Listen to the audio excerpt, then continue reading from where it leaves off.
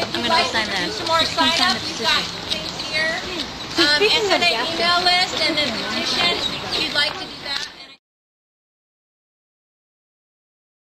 She said, people have to know. I thought this went away. Everybody thinks this is gone. The public has to know. So we put together some flyers. We want to get the whole town aware that this legal method is the way that, one of the ways that we are trying to go to get this project stopped. I would personally like to see the company go maybe close to bankrupt over this. So we knew we were in trouble when the little yellow sign that posted the project said 16,000 gallons of chemicals. And when Randy went to look it up at City Hall under a public information request, it was actually 250,000 gallons. This is what we were looking at. This is the handwritten list of chemicals and tank sizes. You couldn't build your Chicken house with scratches on a piece of paper.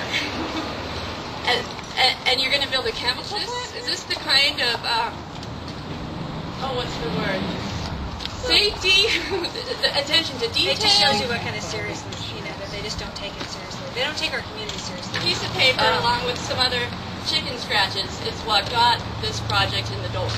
Because the minute you slide something across the permit counter and the city accepts it, which they did, and all the city accepted the application, so now they're vested in Washington's law. Once you're vested, you get to do your project, but you have to go through the secret process. Writing the State Environmental Policy Act, which means SEPA. It's all about public disclosure. It's supposed to, the ideal of it is to let the public know what projects are coming to your neighborhood so you can make comments and hopefully make the project better.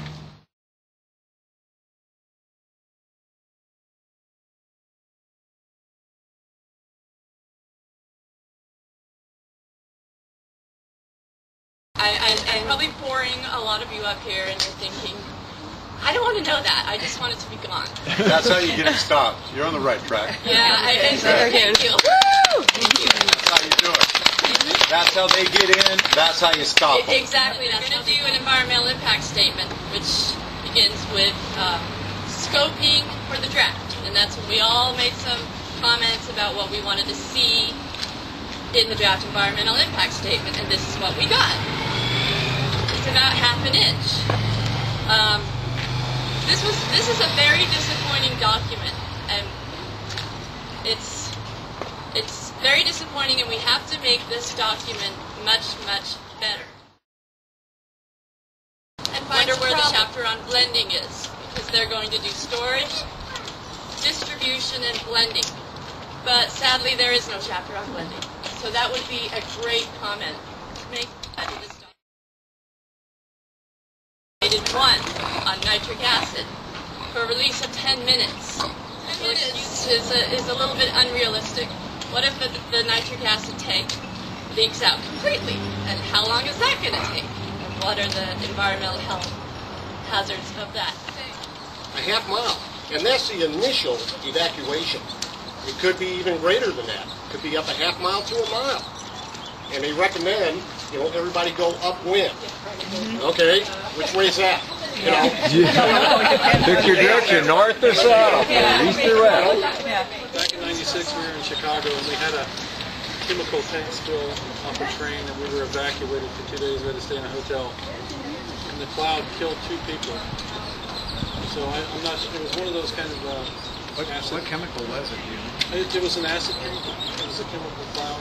So that's our experience, and I mean that was back in '96. The mitigation measure would be for the company to provide a on-site emergency response team. So we definitely need to hold them to that. So I worry about that. How are they going to notify the people, which way to go, what the evacuation routes are going to be? Can't even get to the office. Right. It's just been a struggle just to get the accountability to make this project proponent, do what he's supposed to do by law. So from the sounds of the councilmen, they're hoping that we're going to make a bad project better, which is great at the end of the day, but I think we need to make this bad project go away.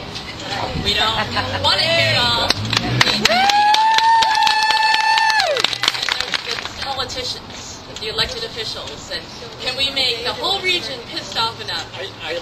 people on the city council make a wise choice here. You know, not a political choice, and one that has to do with money and revenue from taxes. Right. You know, I hope they make the correct decision, what we think it should be. You know, not have it out there. You know. Somebody mentioned turn him into the governor. Okay, maybe we all have to make a road trip down to Olympia, demand to see the governor. So there's sort of the public elected official pressure aspect, and then the legal money detail aspect. You just want to take little phone numbers and put it on your fridge and think, I'm going to be a pain in the butt today. I'm going to call every single person 5 times, and then do it again the next week, and then do it again the next week. And maybe pretty soon they'll get so tired of hearing from 100 of us, same thing over and over. Each one of you here tonight can go online, and there's information on the table about how to do that. Take a look at this document, or if you know somebody with an environmental background, or if you have a student in college, or maybe you are a student in college, that can look at this line by line like a lawyer. They can follow all the regulations and rules and everything as far as the placement of this, the transportation of it, the safety. But Murphy's Law, that they cannot abide by. If something can go wrong, it will go wrong. Murphy's Law. They can't comply with that one. When anybody says to you, oh, it doesn't happen, Yeah, it does happen. Google it. Just Google it. Chemical accident, chemical plant accident, transfers. I mean, every time a chemical goes in or out of that place, it has to be transferred. You know how many times a day that's transferred?